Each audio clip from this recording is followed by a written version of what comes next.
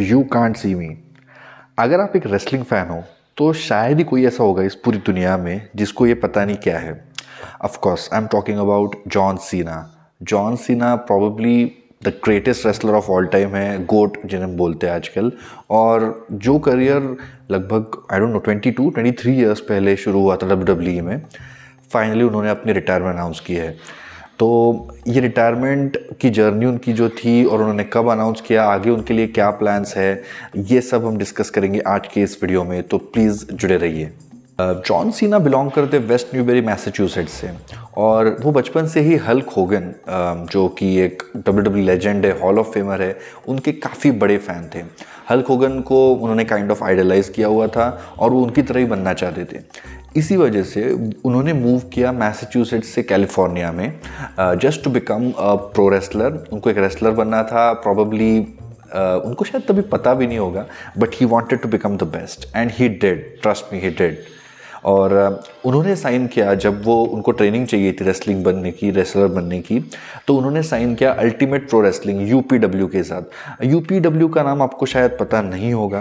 ये उस टाइम पे काफ़ी डेवलपमेंटल जैसे एक रेसलिंग प्रमोशन था, काफ़ी लोग वहाँ पे ट्रेनिंग करने जाते थे।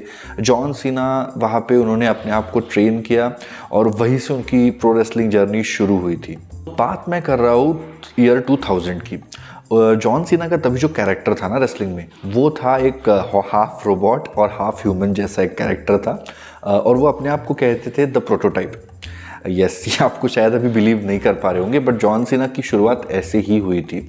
और तभी वो UPW में रेसल करते थे। उनके वो हेवीवेट चैंपियन भी थे, वर्ल्ड चैंपियन, और साथ ही साथ WWE को भी उनमें कुछ स्पेशल दिख गया था। इसलिए वो WWE के लिए डार्क मैचेस, जो कि अनटेलीवाइज्ड मैचेस होते, उसमें भी रेसल किया था उन्होंने। और ये एक मिक्स्ड ईयर था उनके लिए 2000। He was still trying to get his feet up in wrestling. लेकिन ईयर 2001, वो ईयर जॉन सीना अपनी लाइफ में कभी नहीं भूलेंगे। वही ईयर था जब उन्होंने एंटर किया WWE की जो डेवलपमेंटल टेरिटरी थी officially, Ohio valley wrestling, OVW जो थी, उसमें उन्होंने एंटर किया। और वहाँ पे भी वो अपना द प्रोटोटाइप वाला ही कैरेक्टर गिमिक प्ले कर रहे थे। OVW के बारे में मैं इसलिए बता रहा हूँ कि मेरे जो भी व्यूअर्स ये वीडियो देख रहे हैं उनको मैं बताना चाहता हूँ कि OVW ने काफ़ी ग्रेट रेसलर्स को जन्म दिया, या फिर डेवलप किया, ऐसे आप कह सकते हैं। वो जो क्लास था ना 2001 वाला, उसको OVW 4 कहते थे। ये 4 रेसलर्स जो आगे जाके बहुत बहुत बड़े रेसलर्स बने, उनमें से एक ऑब्वियसली थे जॉन सीना। दूसरे थे जॉन सीना के ही काफ़ी एक बड़े राइवल कह सकते हो, the apex predator, the legend killer Randy Orton, वो भी उसी क्लास में थे। उन्हीं के साथ साथ डेव बटिस्टा, या बटिस्टा जो थे farmer multiple time world champion WWE में, आजकल ड्रैक्स द डिस्ट्रॉयर बन के घूमते हैं मार्वल में, वो भी उसी क्लास में थे। And last but not the least, Brock Lesnar. Yes, Brock Lesnar भी उसी क्लास में थे। He was a part of the OVW 4।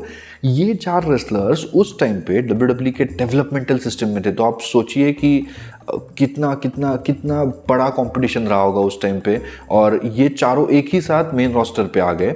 लेकिन इट वाज द ईयर 2002।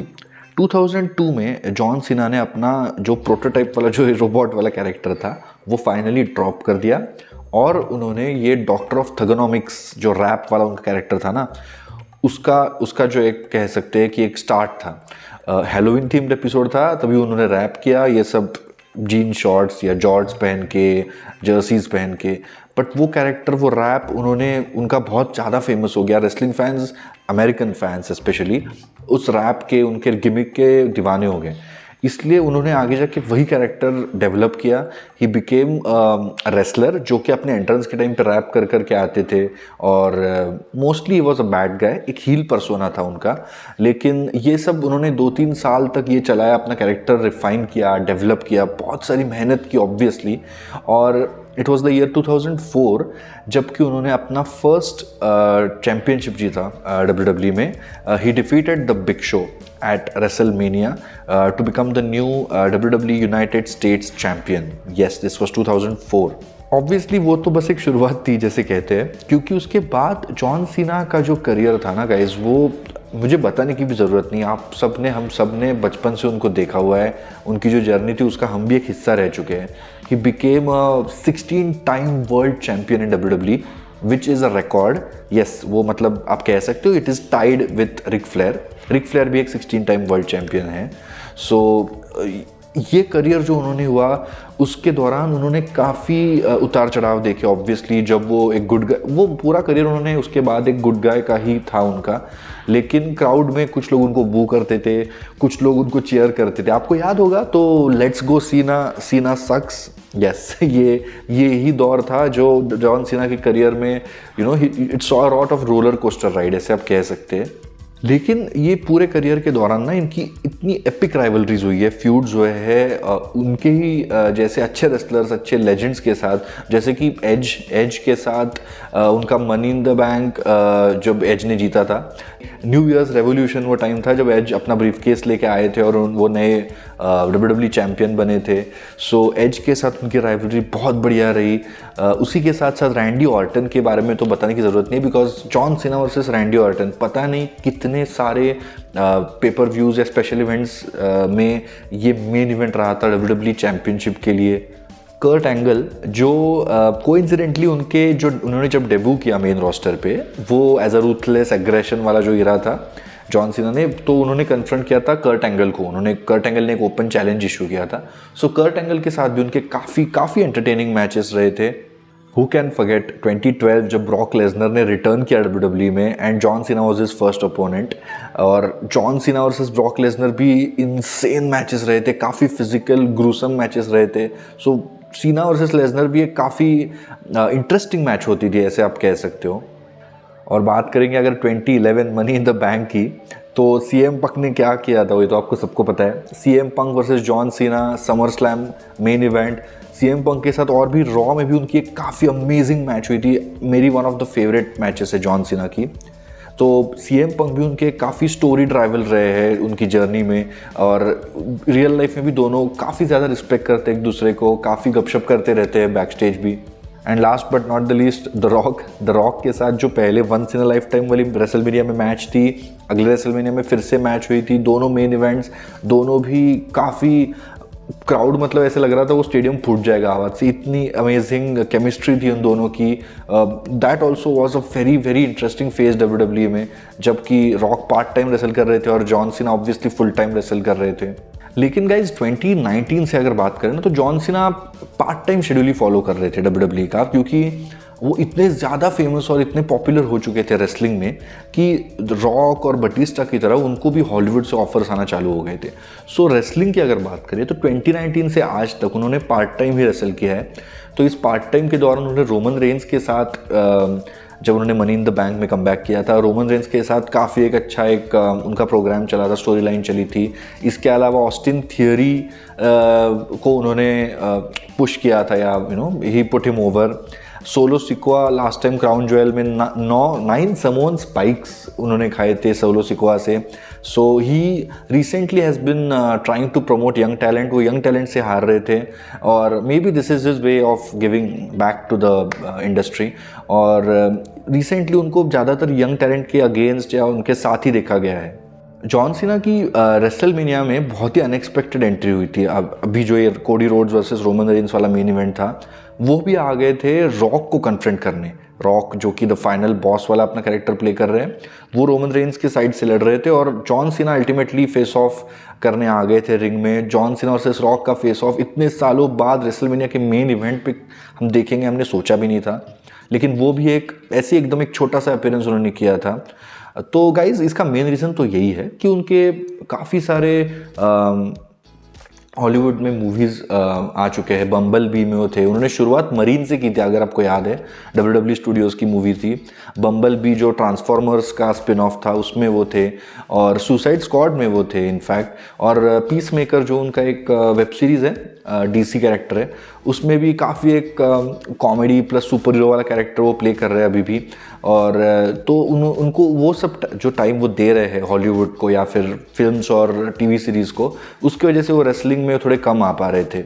पर चाहे वो कितने भी बिजी थे ना, उन्होंने कभी भी उनका जो एक चैरिटेबल साइड है, which is the thing which I respect the most about John Cena, इतना बिजी शेड्यूल होने के बावजूद he holds the record for granting the maximum number of wishes.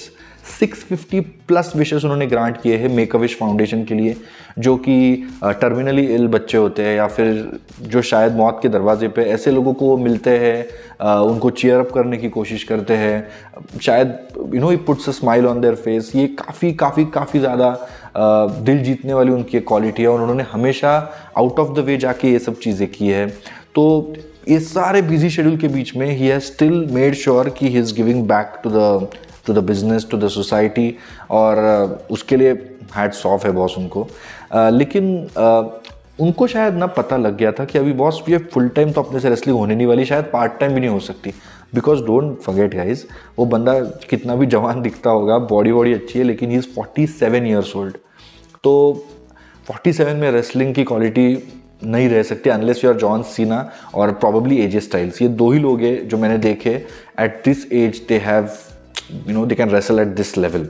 लेकिन मनी इन द बैंक जो अभी recently हो चुका था 2024, उसमें उन्होंने एक सरप्राइज अपीयरेंस किया। मतलब वो इतना सरप्राइज था कि किसी को रूमर भी नहीं था, किसी लीक नहीं हुई थी, मुझे खुद को नहीं पता था, किसी को नहीं पता था कि वो आने वाले।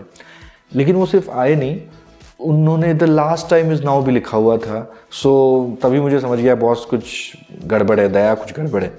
और वही हुआ जिसका सबको डर था। उन्होंने अपनी रिटायरमेंट अनाउंस करी, नॉट इमीडिएटली, बट उन्होंने कहा कि ये जो रेसलमेनिया आएगा, रेसलमेनिया 2025, वो उनका आखिरी रेसलमेनिया होगा।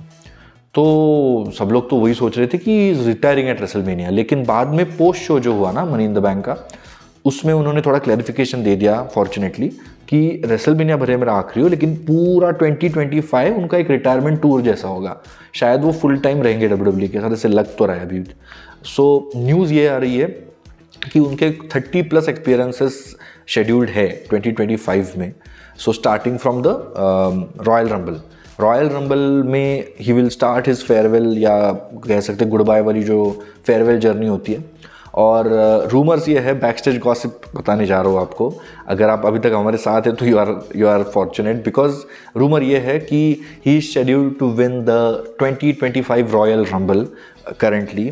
और इसका रीज़न भी बताता हूँ, he will go to the main event of WrestleMania and win a world championship. अभी वो डब्ल्यूडब्ल्यू चैम्पियनशिप है या वर्ल्ड हेवीवेट चैम्पियनशिप है, ये अभी तक डिसाइड नहीं हुआ है। लेकिन as a parting gift may be he is going to be given the 17th world title reign, जो कि वो ऑब्वियसली डिजर्व करते हैं। कोई कुछ नहीं बोलेगा अगर वो जीत जाएंगे, बिकॉज बस उनसे बड़ा रेसलर है, उनसे लॉन्ग करियर किसी का नहीं रहा है मेरे हिसाब से। 20 years in such a physical sport is amazing, insane. मतलब he has gotten the respect of the backstage wrestlers, WWE management, पूरी wrestling industry, हम जैसे fans. So ये पूरा ईयर उनके लिए काफ़ी इमोशनल ईयर रहेगा और वो अपना 17th वर्ल्ड चैम्पियनशिप जीत सकते हैं। इसमें यही अभी तो यही डिसाइडेड है बैकस्टेज, और पता नहीं अभी कितने उतार चढ़ाव और देखने बाकी है। लेकिन काफ़ी रेसलर्स एक्साइटेड है डब्ल्यूडब्ल्यू में to be a part of this journey of this farewell. So आगे क्या क्या होते रहेगा, जैसे ही अपडेट मिलेंगे आपको ज़रूर बताऊंगा गाइज। लेकिन कमेंट सेक्शन में मुझे ये बताइए आपकी जॉन सीना की फेवरेट मैच कौन सी थी डब्ल्यूडब्ल्यू में। काफ़ी मेन इवेंट मैचेस लड़ चुके हैं, वो यंग थे तभी भी, अभी जब एक वेटरन बन गए तभी भी, लेकिन आपकी उसमें से सबसे फेवरेट कौन सी थी, मुझे ये जानना है। तो मैं आपको बताते रहूँगा जैसे ही कुछ नया अपडेट आए। तब तक इस चैनल को सब्सक्राइब कीजिए, फॉलो कीजिए, हमको इंस्टाग्राम पे भी हम है अभी। और thanks for watching us and stay tuned for more updates.